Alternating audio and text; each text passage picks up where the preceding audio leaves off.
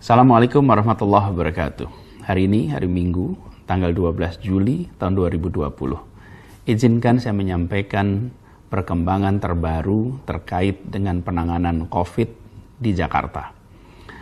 Tadi pagi, pada pukul 10, Dinas Kesehatan melaporkan angka kasus baru yang muncul di Jakarta.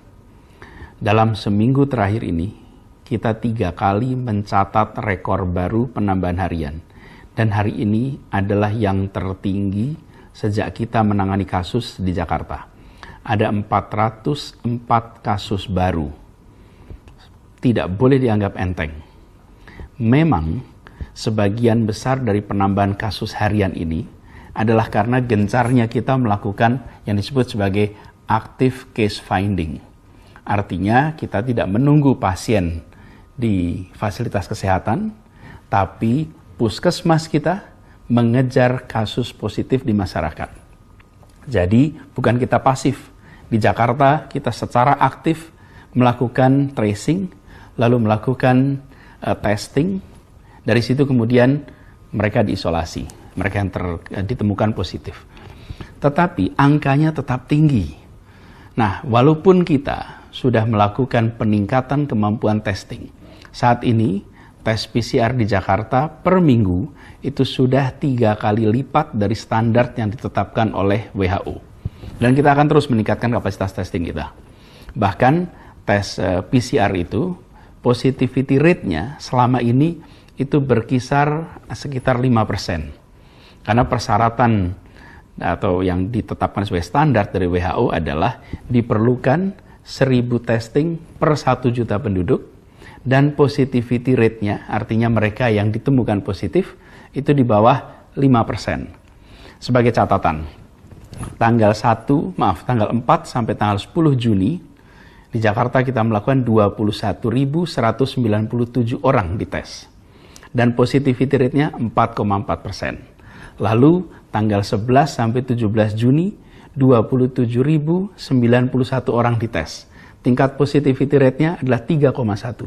Lalu 18 Juni sampai dengan 24 Juni ada 29.873 orang yang dites. Positivity rate-nya 3,7%. Kemudian 25 Juni sampai 1 Juli ada 31.085 orang yang dites PCR. Kemudian positivity rate-nya 3,9%. Lalu tanggal 2 Juli sampai 8 Juli ada 34.007 orang.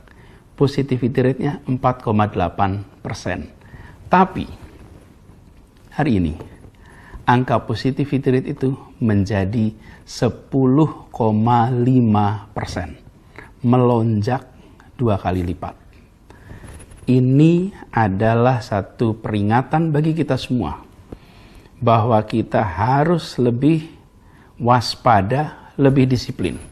Karena itu saya secara khusus ingin menyampaikan ini kepada seluruh masyarakat Jakarta. Jangan anggap enteng. Jangan anggap ringan. Jangan merasa kita sudah terbebas dari wabah COVID. Lonjakan ini merupakan peringatan bagi kita semua. Dan dalam perjalanan selama masa PSBB transisi ini, sejak 4 Juni sampai dengan 12 Juli ini, kita menemukan 6.748 kasus baru. Memang karena kita aktif melakukan tracing, tapi selama ini tambah kasusnya, tapi positivity rate-nya di bawah 5%.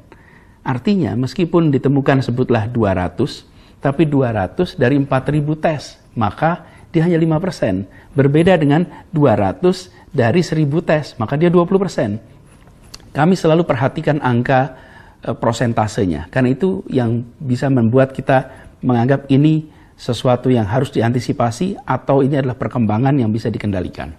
Nah, selama Juni tanggal 4 sampai dengan sekarang, klaster terbesar otomatis adalah pasien rumah sakit. Itu 45,26%. 45% itu rumah sakit. Yang kedua adalah pasien di komunitas. 38%.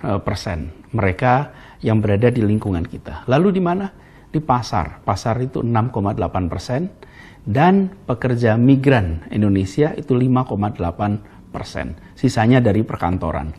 Tapi saya perlu ingatkan pada semua, 66% dari yang kita temukan adalah OTG, orang tanpa gejala.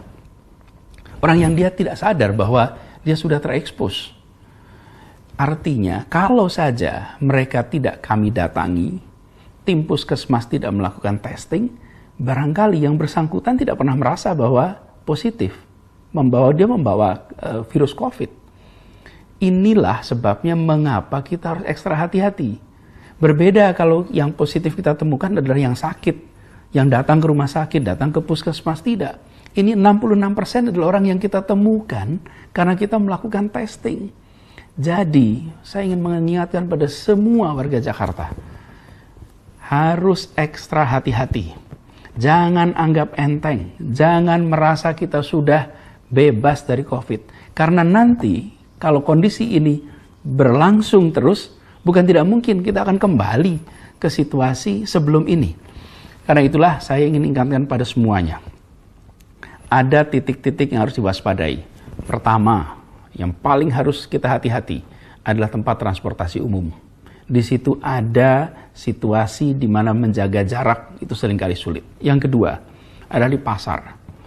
Kondisi di pasar seringkali membuat interaksi itu jadi pendek. Pastikan bahwa semuanya disiplin. Kita pun melakukan pengawasan pemantauan. Ada lebih dari 300 pasar, 153 di bawah Pemprov DKI, kemudian sisanya adalah pasar rakyat.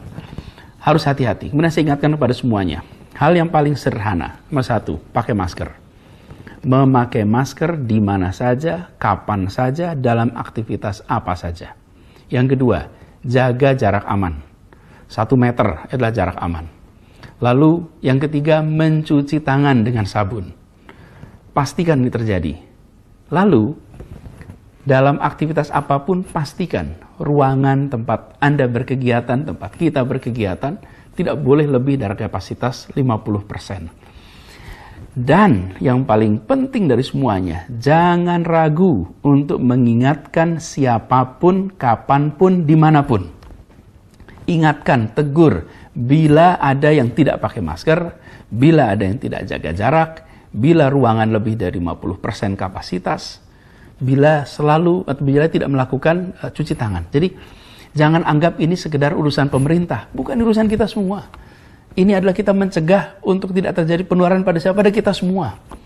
Karena itu khusus hari ini, Jakarta mengalami lonjakan kasus tertinggi.